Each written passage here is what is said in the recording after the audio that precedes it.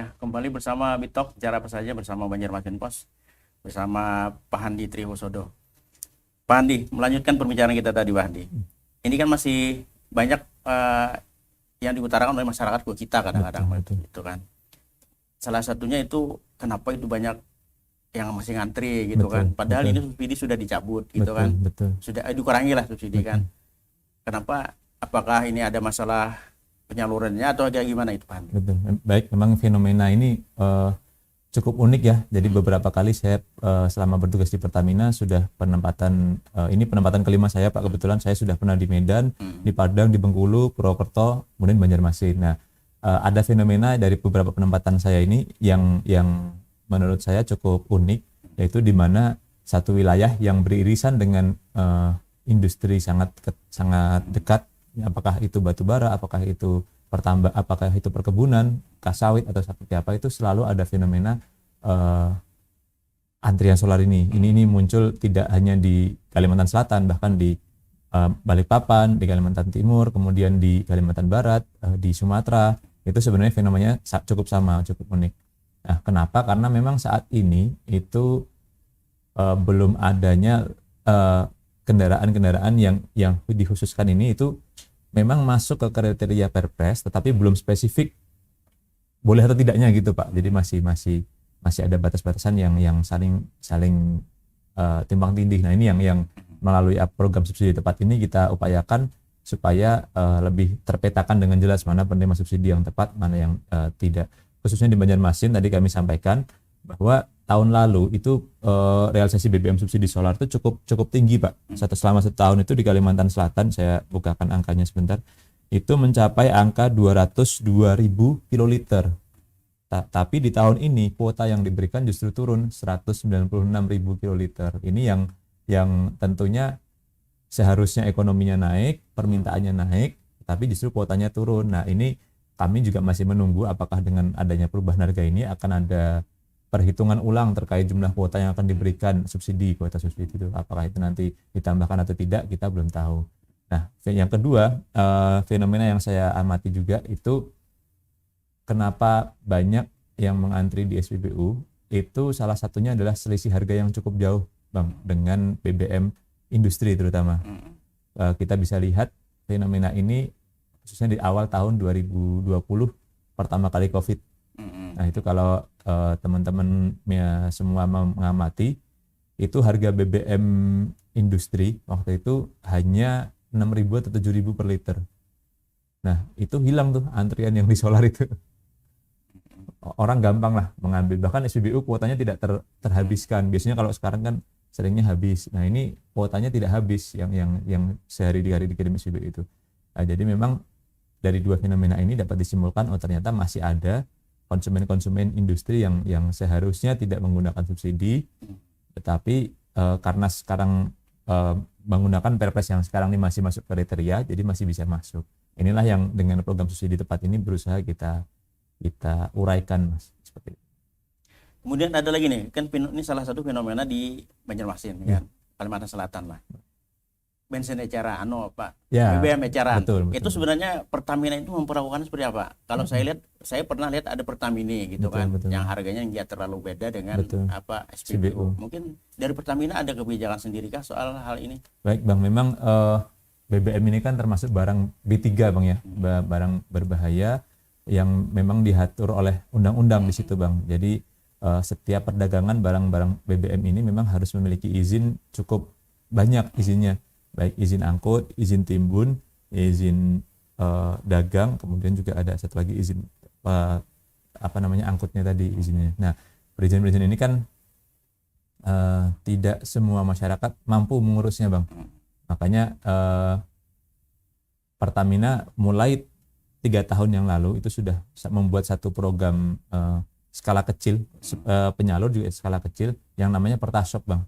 Jadi Bapak Ibu yang memang punya bisnis BBM eceran mau menjadi legal itu bisa mendaftar ke Pertashop, bisa membuka di website kami kemitraan.pertamina.com. Jadi kemitraan.pertamina.com. Di situ nanti ada banyak semua istilahnya semua kemitraan yang ada di Pertamina baik menjadi mitra di bidang SPBU, agen, kemudian juga Pertasop, di situ tuh semuanya dibuka di situ informasinya. Jadi warga-warga yang memang mau berminat untuk menjadikan ecerannya itu legal bisa langsung mendaftar melalui website tersebut, Bang. Nanti kita akan evaluasi dari segi kelayakannya, kemudian jaraknya seperti apa, kemudian ukuran lahannya seperti apa, karena tentu kita tidak hanya memberikan kesempatan berdagang, tetap perlu memastikan keamanannya, Bang. Keamanan dari segi aspek safety-nya, kemudian dari segi pencemaran lingkungannya seperti apa, itu kita pikirkan semua. Itu mengurangi antrian sebenarnya, Pak. Kalau ada banyak Pertasop sebenarnya ya betul, Bang. Nanti dengan adanya Pertasop di daerah-daerah itu sebenarnya sangat solutif sebenarnya, Bang. Seperti itu. Oke, Pak, kita ya mau ke segmen berikut ini. Ini ada kemungkinan ada banyak pertanyaan nih, Pak. Ya. Nah, kita mulai aja. Ini ada pertanyaan pertama ini, Pak. Tanya, saya lihat sampai sekarang masih banyak SPBU yang belum siap pembelian melalui aplikasi.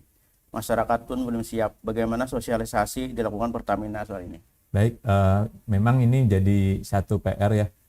Kami selalu berkoordinasi dengan pemerintah daerah setempat. Kita selalu mengundang baik itu dari SKPD-nya maupun kecamatan-kecamatan, pemerintah daerah, untuk bareng-bareng kita sampaikan ke masyarakat bahwa sekarang pemerintah sudah mulai melaksanakan program pendataan untuk pengguna BBM subsidi. Silahkan ayo masyarakat yang belum mendaftar ataupun belum punya QR code itu, silahkan mendaftar. Nah, di satu sisi kita juga sampaikan ke semua mitra SPBU kami. Jadi kita sudah melatih SPBU operator kami untuk menjalankan satu SOP. Misalkan, jadi ini masih tahap pendaftaran nih, Bang. Jadi yang nggak punya QR, kita bisa layani BBM, tapi kita minta langsung daftar, langsung di tempat, itu kita ingatkan. Jadi kerjasama ini memang kami akui ada juga SPBU yang belum aktif untuk mempromosikan itu, Bang. Jadi kita masih berprogres nih semuanya. Kita selalu ingatkan teman-teman SPBU untuk ayo konsumen-konsumen Pertalite roda 4 dan biosolar yang belum mendaftarkan QR, ayo kita ajak mereka untuk mendaftar supaya saat nanti program ini dijalankan secara penuh itu sudah siap gitu. Kalau ditanya secara sarfas, kita sudah siap, Pak. Jadi kita sudah sebenarnya sudah sekarang pun masyarakat yang sudah punya QR bisa coba tes di SPBU, ditunjukkan aja QR-nya, nanti akan bisa terlihat sisa kuotanya berapa, Bang. Nah, pun kalau masyarakat yang belum punya QR code, itu nanti operator SPBU akan menginput nopolnya dan sudah muncul, Bang, kuotanya sisa berapa, terus, dia sudah ngisi berapa, itu muncul dalam per hari seperti itu, Bang. Ini ada lagi nih, tapi ini kayaknya pertanyaan sudah terjawab tadi. Kenapa antrian panjang solar tak pernah selesai di Kalsel? Sudah bertahun-tahun. Sudah terjawab tadi kan. Kemudian ada lagi nih, Pak. Pak, kenapa solar di Banjarmasin langka terus? Kalau harganya naik semestinya pasokannya lebih lancar. Betul, itu yang sekarang sedang dikaji oleh pemerintah pusat. Apakah akan ada perubahan kuota atau tidak? Kita masih menunggu sifatnya, Bang. Nanti kalau sudah nunggu ketok palu ditambah, tentu kita akan salurkan sesuai dengan kuota tambahannya itu, Bang. Jadi ini. Tapi balik lagi, penyaluran yang kondisi saat ini apabila tidak dilakukan bersamaan dengan program subsidi tepat, tentu fenomena ini akan tetap istilahnya berlanjut ya, Bang ya. Harus ada upaya selain menambah angka kuotanya juga upaya untuk melakukan filterasi nih, siapa yang benar-benar berhak menerima, siapa yang tidak, seperti itu, Bang. Ini ada lagi, Pak. Ini kayaknya dari Tapin hadir, izin bertanya, buat pasokan eceran kenapa Pertamina tidak memprogramkan untuk rakyat jelata sehingga pelangsir harus beli ilegal di SPBU? Nah, ini memang unik, Bang ya. Tadi yang seperti saya sampaikan, fenomena pelangsir ini bukan pelangsir, mohon maaf, BBM eceran ini memang cukup banyak di masyarakat, terutama di daerah yang di luar kota, Bang, karena jarak SPBU satu dengan lain mungkin cukup jauh. Nah, ini makanya kami tadi sampaikan di Pertamina sudah ada satu produk dari Pertamina yang melegalkan nih, Bang, bisnis BBM eceran, yaitu Pertasop tadi. Modalnya juga nggak terlalu banyak, Bang, sekitar 300 sampai 400 juta di luar lahannya, Bang. Itu sudah bisa untuk membangun Pertasop, nanti langsung dikirim oleh mobil tangki, Bang. Jadi tidak perlu membeli ke SPBU terdekat seperti itu. Tapi nanti kalau Pertasop itu apakah nanti juga harus menggunakan aplikasi juga? Oh enggak, karena Pertasop ini yang dijual BBM yang non subsidi, Bang. Pertamax dan Dexlite seperti itu. Nah, kalau Pertalite ini kan sebenarnya hanya boleh dilakukan di SPBU langsung ke kendaraan akhir seperti itu, Bang. Oh iya. Selanjutnya ini kalau misalnya minyak dunia turun banget, apa ada harapan BBM di Indonesia turun juga? Biasanya kan kalau sudah naik nggak bisa turun lagi. Kayaknya pengen turun ini kayaknya konsumen Pertamax ini ya. Berharap Pertamaxnya turun nih. Memang ini unik Bang, seperti yang kemarin kejadian juga, seperti kita tahu sebelum BBM naik tanggal 3 September kemarin, kan kita sama-sama tahu tanggal 1 September tuh bisa dibilang bukan prank juga ya, kalau bisa disebut apa, ada kejutan dari pemerintah, yaitu BBM-nya jenis Dex Lite, Pertamina Dex dan Pertamax Turbo turun Bang, tanggal 1. Nah itu salah satunya juga efek dari harga minyak dunia. Dan saya rasa nanti kalau harga minyak dunia itu turun, pasti akan ada penyesuaian.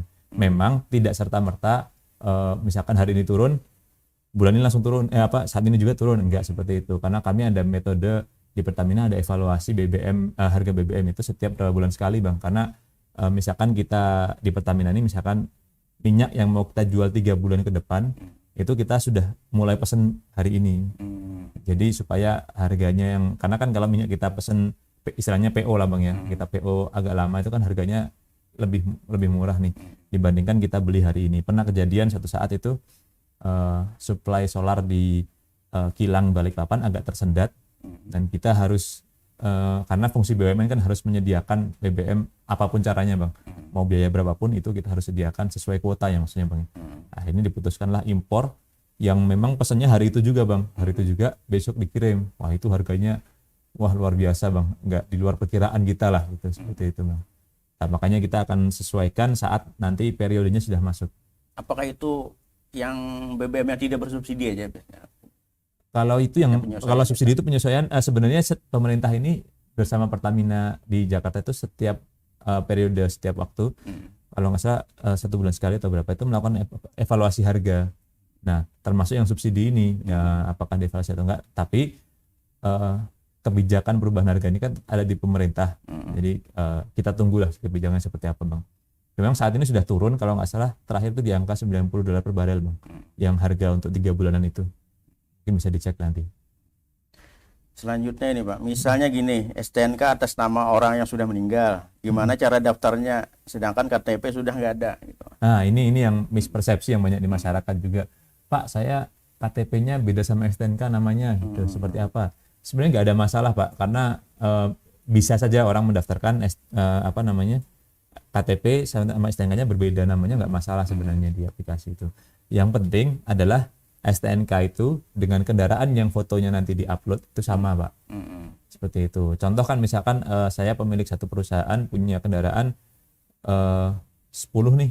Kendaraannya tentu atas nama PT saya kan, bukan atas nama saya.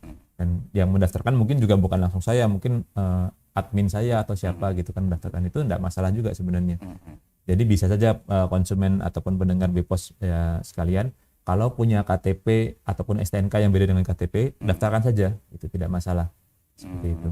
Nanti misalkan nih ada kendala, Pak, saya mau daftar tapi NIK saya tertulis sudah pernah dipakai. Nah, silakan dilaporkan Pak melalui telepon ke 021 135 atau melalui email atau Facebook yang Pertamina, bebas, pokoknya semua media sosial Pertamina silakan dilaporkan, disampaikan Pak, NIK sekian sudah di aplikasi sudah terdaftar, padahal saya belum pernah daftar gitu.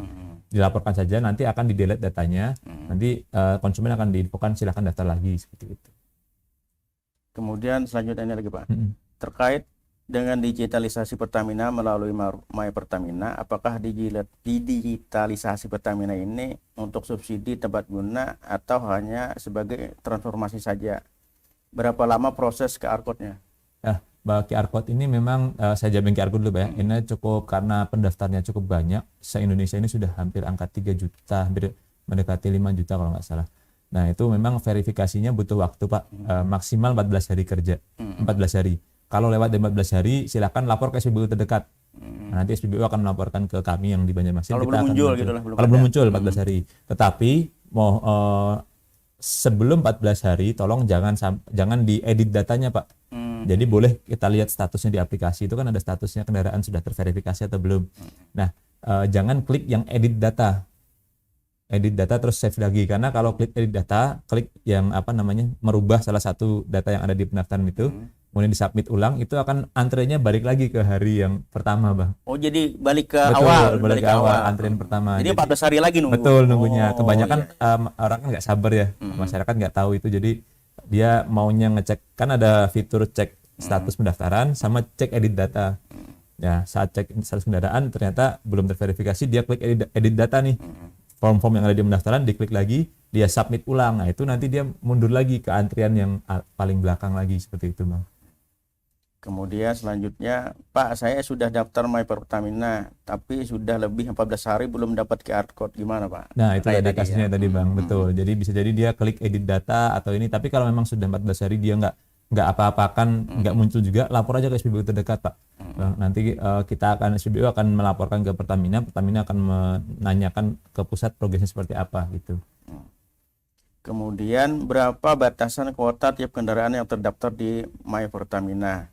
Berapa mobil boleh didaftarkan untuk kendaraan pribadi? Nah, ini pertanyaannya cukup unik nih. Jadi ada mispersepsi bahwa satu kendaraan hanya bisa satu KK atau ATP atau apa. Sebenarnya enggak juga, Pak. Saat di aplikasi kami ini bisa dibilang tidak ada batasnya. Ya, berarti ada satu KTP bisa mendaftarkan katakan 10, 5 atau 10. Memang saat ini website kami itu baru bisa menampung 10 kalau tidak salah, satu KK.